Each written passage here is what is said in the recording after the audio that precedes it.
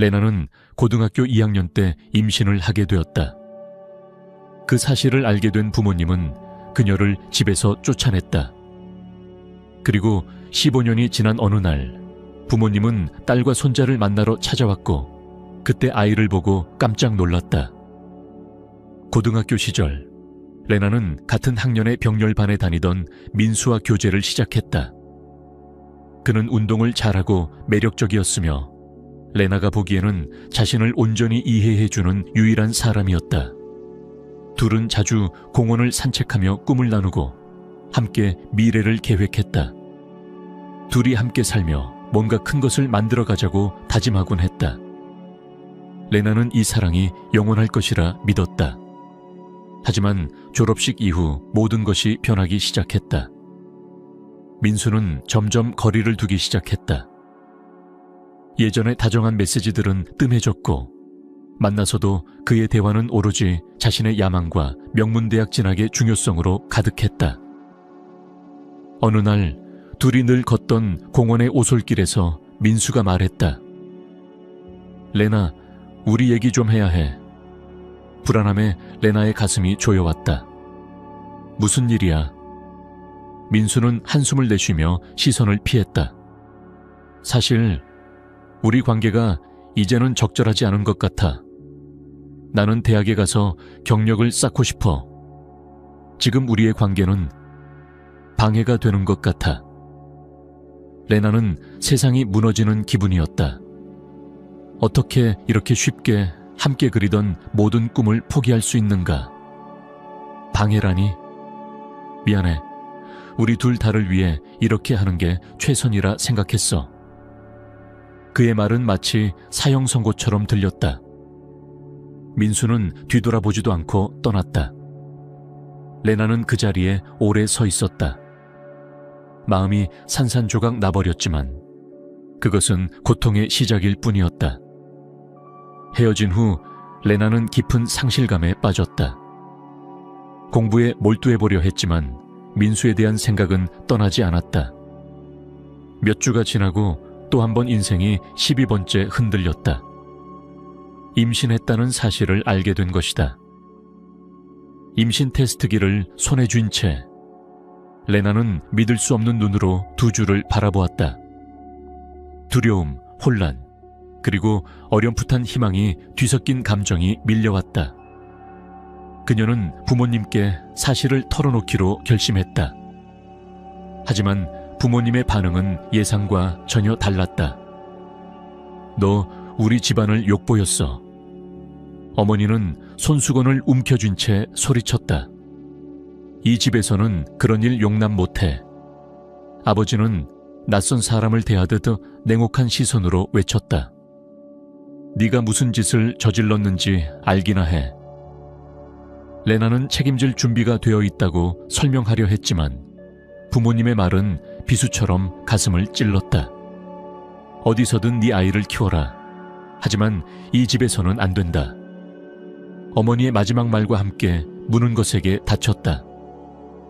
어느덧 저녁이 되어 도시에는 겨울의 회색빛이 내려앉았다. 레나는 작은 여행 가방을 움켜쥔 채 친정집 현관 앞에 서 있었다. 부모님의 고함 소리가 머릿속에 울려 퍼졌고 눈물이 두 눈을 가득 채웠다. 그녀는 갈 곳이 없었다. 단 한 사람을 제외하고는 외할머니인 박영숙 할머니가 살고 있는 다른 도시에 가야 했다. 할머니는 언제나 그녀를 받아줄 것이었다. 박영숙 할머니는 레나가 도착하자마자 현관에서 그녀를 맞이했다. 울먹이는 얼굴과 지친 표정을 본 순간 할머니는 아무런 질문도 하지 않았다. 레나야, 어서 들어오렴. 여긴 언제나 네가 머물 곳이야. 그녀를 품에 안아주며 따뜻하게 속삭였다. 할머니는 이유를 묻지 않았다. 그저 레나가 안정을 찾고 몸을 녹일 수 있도록 조용히 곁에 있어 주었다. 저녁 식사 중 레나는 결국 모든 것을 털어놓았다. 부모님과의 다툼, 임신 사실, 그리고 앞날에 대한 두려움까지. 엄마는 내가 집안을 욕보였다고 했어요. 이제 저는 그들의 딸도 아니라네요. 말을 하며 레나는 눈물을 간신히 참았다. 박영숙 할머니는 무겁게 한숨을 쉬며 손녀의 어깨를 다독였다. 얘야, 사람들은 뭐라고 떠들 수 있지만 아기는 언제나 축복이란다. 내가 도와줄게. 너는 반드시 이겨낼 거야, 레나야. 그 집에서 레나는 오랜만에 따뜻함을 느꼈다. 이제 그녀에겐 새로운 삶을 시작할 곳이 있었다. 몇 달 후 작은 산부인과에서 아들 미루가 태어났다. 박영숙 할머니는 진통이 시작된 순간부터 출산의 마지막 순간까지 레나 곁을 지켰다. 마침내 작고 보송보송한 머리칼을 가진 아기를 품에 안은 순간 레나의 마음은 벅찬 행복으로 가득 찼다. 아기를 조심스럽게 끌어안으며 속삭였다. 넌 내 기쁨이야. 그녀의 손가락을 꼭 쥐고 있는 작은 손을 어루만지며 말했다. 세월이 흘렀다. 미루는 날이 갈수록 호기심이 많아졌다. 그는 주변의 모든 것에 대해 끊임없이 질문을 던졌다. 그러던 어느 날 가장 민감한 질문이 나오고 말았다. 저녁 무렵 할머니와 베란다에 앉아있던 미루가 진지한 눈빛으로 물었다. 왜 유치원 친구들은 다 할아버지 할머니가 있는데 나는 한 번도 본 적이 없어요. 엄마가 말했는데 사실 할머니는 증조 할머니라면서요. 박영숙 할머니는 잠시 뜨개질을 멈추며 굳어버렸다. 언젠가 이런 질문이 나올 것을 알고는 있었지만 준비가 완벽할 수는 없었다. 미루야, 부드럽게 입을 열었다. 이건 쉬운 얘기가 아니란다.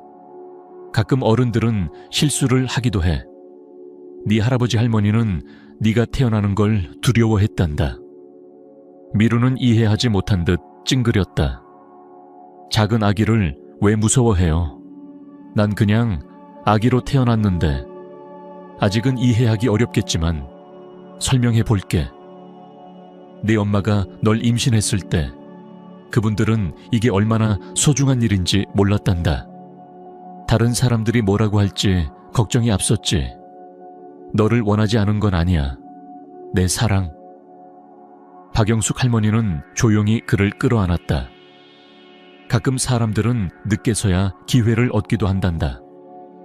하지만 네 엄마는 널 선택했어. 사랑을 선택했단다. 그게 가장 소중한 거야. 미루는 노을로 물든 정원을 바라보며 잠시 생각에 잠겼다. 하지만 할머니는 항상 내 곁에 있잖아요. 그의 목소리에는 희망이 스며 있었다. 그럼 내 사랑아. 할머니는 미소 지으며 대답했다. 가족이란 사랑하고 보살피는 사람들이란다. 넌 결코 혼자가 아니야. 주방에서 이 모습을 지켜보던 레나는 눈물이 저절로 흘러내렸다. 이 대화는 그녀에게도 아픈 상처였지만 언제나처럼 할머니는 미루의 어린 마음을 다치지 않게 진심 어린 답을 건넸다. 미루가 자라면서 해마다 새로운 도전들이 찾아왔다. 학교에서는 항상 호기심이 넘치는 학생이었고 특히 수학과 과학 같은 이과 과목에 큰 흥미를 보였다. 그는 문제를 해결하는 데 몰두하며 가장 아름답고 간단한 해답을 찾아내길 좋아했고 복잡한 개념도 친구들에게 쉽게 설명해 주곤 했다. 15살이 되었을 때 미래에 대해 진지하게 고민하기 시작했다. 레나와 박영숙 할머니는 매번 저녁 식사 때마다 그의 진로에 대해 이야기를 나누었다. 미루는 진로 선택을 신중히 고민했다. 기술 전문대와 미술학교 사이에서 오랫동안 갈등했다. 어릴 때부터 그림 그리는 것을 좋아했기 때문이다. 어느 저녁 세 사람이 식탁에 앉아 있을 때 미루가 결심을 밝혔다. 저는 그림을 배우고 뭔가 새롭고 창의적인 걸 만들어내고 싶어요. 그의 눈빛은 반짝였고 레나는 미소 지으며 아들의 열정을 바라보았다. 네가 원하는 걸 선택하면 돼, 아가. 박영숙 할머니도 조용히 덧붙였다. 우린 언제나 네 곁에 있을 거야. 가장 중요한 건 네가 행복한 길을 가는 거란다. 사랑을 담아 하는 일은 언제나 기쁨을 줄 테니까. 몇 달 후 레나의 삶에 예상치 못한 변화가 찾아왔다. 그녀가 사는 작은 도시에 대형 카페가 새로 문을 열었다. 그곳의 운영자는 젊은 사업가 지훈이었다. 그는 아이디어와 열정이 가득한 사람이었고 금세 마을 사람들의 관심을 끌었다. 레나는 할머니와 함께 미루를 위해 장을 보러 갔다가 처음으로 그를 만났다. 지훈은 친근하고 가벼운 미소로 사람들을 편안하게 만들었다. 그는 레나의 따뜻함과 소박함을 단번에 알아보았다. 정말 자상한 엄마시네요. 지훈은 그렇게 말을 건넸고 레나는 약간 당황하며 미소 지었다. 그들은 이후로 자주 마주쳤다. 상점에서, 거리에서 자연스럽게 대화가 오갔다. 지훈은 미루 이야기를 듣고 그를 꼭 만나보고 싶다고 했다. 미루는 처음엔 경계했지만 지훈은 금세 그의 마음을 열었다. 사업을 처음 시작할 때의 이야기와 젊은 시절의 경험을 나누며 친근하게 다가갔다. 특히 미루가 그린 그림을 본 순간 지훈은 진심으로 감탄했다. 어느 날 집에 들렀을 때 미루가 그린 여러 그림들을 발견하고 물었다. 이거 네가 직접 그린 거야? 네, 그냥 저 혼자 그려본 거예요. 미루는 살짝 부끄러워하며 대답했다. 와, 정말 멋지다. 내 카페에 걸면 딱일 것 같은데 혹시 팔 생각 있니? 미루는 당황했지만 지훈은 진지하게 권유했다. 며칠 후 미루의 그림들은 카페 한쪽 벽에 걸리게 되었고 손님들의 시선을 끌었다. 아들이 자랑스러워하는 모습을 본 레나는 지훈이 자신들과 함께할 때마다 따뜻함과 위안을 가져다 준다는 걸 느꼈다. 어느 날 저녁 집안에서 청소를 하던 레나는 문 두드리는 소리에 창밖을 내다보았다. 익숙한 두 인물이 서 있었다. 그녀의 부모님이었다. 그녀는 순간 얼어붙었다. 수년 전 자신을 내쫓은 그들이었지만 다시 마주하니 오래된 상처가 되살아났다. 그 모습을 본 미루가 조용히 물었다. 엄마, 누구세요? 내 외할아버지, 외할머니란다. 레나는 힘겹게 입을 열었다. 박영숙 할머니가 문을 열며 냉정한 눈빛으로 그들을 맞았다. 선의로 오신 거라면 들어오세요. 집안에는 묘한 긴장감이 감돌았다. 레나의 부모는 식탁에 앉아 주변을 둘러보았다. 마치 이 집이 자신들의 기대에 얼마나 부합하는지를 평가하려는 듯한 눈빛이었다. 우리가 찾아왔어. 세월이 많이 흘렀으니 이제 관계를 회복하고 싶구나. 어머니가 목깃을 만지며 말을 꺼냈다. 레나는 조심스럽게 고개를 끄덕였지만 그 눈빛 속엔 따뜻함이 없었다. 부모님은 그동안 얼마나 힘들었는지, 사람들이 자신들을 어떻게 비난했는지, 레나의 운명을 걱정하며 괴로워했다는 말을 이어갔다. 그러나 그들의 말은 차갑고 진심이 느껴지지 않았다. 그때까지 조용히 있던 미루가 앞으로 나섰다. 엄마가 혼자일 때, 힘들어할 때 당신들은 어디 계셨어요? 부모님은 말문이 막혔다. 어색한 침묵 속에 어머니가 더듬거리며 대답했다. 그냥 스스로 설 수 있도록 해주려 했단다. 미루는 인상을 찌푸렸다. 내 가족은 엄마와 증조할머니예요. 그분들이 항상 저를 지켜주셨어요. 이제 와서 심심해서 찾아오신 건가요? 레나는 아들의 말에 가슴이 뭉클했다. 무언가 말하고 싶었지만 박영숙 할머니가 그녀의 어깨에 손을 얹고 조용히 말했다. 미루야, 방으로 들어가 있거라. 미루가 방으로 들어간 후 박영숙 할머니는 아들과 며느리를 마주보며 단호히 입을 열었다. 그녀는 조용히 식탁으로 돌아와 이들을 응시했다. 이제야 용기를 내서 딸에게 사과하러 온 줄 알았는데 변명만 늘어놓는구나. 그녀의 목소리는 부드럽지만 단호했다. 엄마, 우리도 그런 뜻은 아니었어요. 아들이 변명하려 했지만 박영숙 할머니는 말을 끊었다. 아니야, 인호야. 넌 그저 쉬운 길을 택했을 뿐이다. 레나는 그때 어린아이였고 넌 책임이 두려워 등을 돌렸다. 우린 걱정했어요. 며느리가 조심스레 말을 보탰지만 그 목소리는 힘이 없었다. 정말 걱정했다면 옆에서 도와줬겠지. 하지만 이제 너무 늦었어. 레나는 훌륭하게 아들을 키워냈고 이미 자신만의 가정을 이루었단다. 박영숙 할머니는 그들을 향해 고개를 저으며 마지막 말을 던졌다. 너희가 진심으로 잘못을 인정하고 뉘우치기 전까진 이 가정에 너희가 설 자리는 없어. 그 말은 차갑지만 명확한 선고처럼 울렸다. 레나의 부모는 말없이 자리에서 일어났다. 이들은 서로를 바라보며 무슨 말을 꺼내야 할지 몰라 허둥댔다. 인호는 어머니의 단호한 시선을 받으며 고개를 숙였고 그의 아내는 방안을 두리번거리며 어떤 출구라도 찾으려 했지만 허사였다. 우린 방해하려던 게 아니었어요. 인호가 마지막으로 입을 열었지만 그의 목소리는 메마르고 힘이 빠져 있었다. 그럼 잘한 거다. 박영숙 할머니는 손으로 문 쪽을 가리켰다. 부모님은 말없이 떠났다. 그들의 마음속에는 오히려 더 커진 죄책감이 남겨졌을 뿐이었다. 레나는 창가에 서서 멀어지는 자동차의 붉은 미등을 바라보았다. 그녀는 묘한 평온함을 느꼈다. 그 속에는 미묘한 슬픔도 스며 있었다. 곧 박영숙 할머니가 다가와 레나의 어깨에 조심스럽게 손을 올렸다.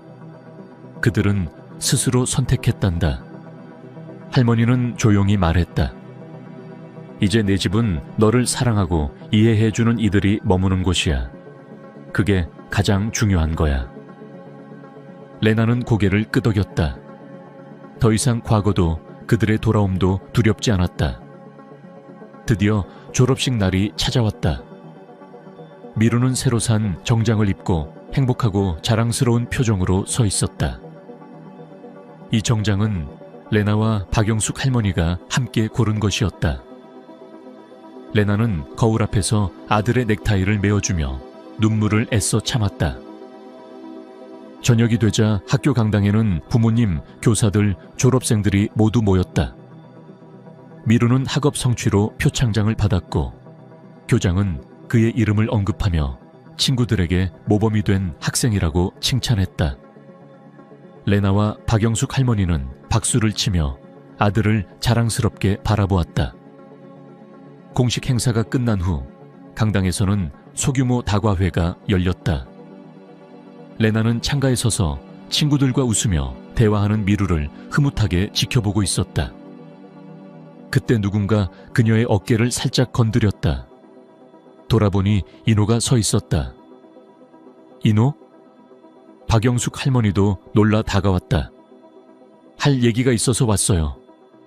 그는 시선을 피하며 조용히 말했다. 박영숙 할머니는 말없이 고개를 끄덕이며 그에게 기회를 주었다. 이미 늦은 거랍니다. 하지만 후회하고 있습니다. 그때 딸을 떠나선 안 됐어요. 인호는 딸을 바라보며 말문을 이었다. 레나는 입술을 굳게 다물고 감정을 억누르려 애썼다. 당신들은 그때 선택을 했고 지금 우리에겐 이미 충분한 가족과 지지가 있어요. 우리는 그 선택 없이도 잘 살아왔습니다. 인호는 어머니를 바라보며 다시 입을 열었다. 엄마, 당신 말이 맞았어요. 언제나 맞으셨어요. 그때 나는 아내 말만 듣고 큰 실수를 했어요. 박영숙 할머니는 한숨을 쉬었지만 시선은 여전히 단단했다. 후회하는 건 좋은 일이야, 인호야. 하지만 그땐 듣기보다 생각했어야 했지. 이제 이 가정은 너 없이도 잘 세워졌다. 그녀의 말은 조용하지만 단호하게 가슴을 울렸다. 인호는 더 이상 아무 말도 하지 못하고 천천히 고개를 떨구었다. 그날 밤 레나는 침대 옆에 앉아 미루의 잠든 얼굴을 바라보았다. 아들의 고른 숨소리가 방 안에 잔잔히 퍼졌다. 그녀는 조용히 아들의 이마를 어루만지며 속으로 속삭였다. 내 사랑, 우리는 결국 서로를 지키며 여기까지 왔구나. 그녀는 이제 진정한 평화를 얻었다. 과거의 상처는 여전히 남아있었지만 그 상처 위에 세워진 새로운 삶이 단단하게 자리 잡고 있었다.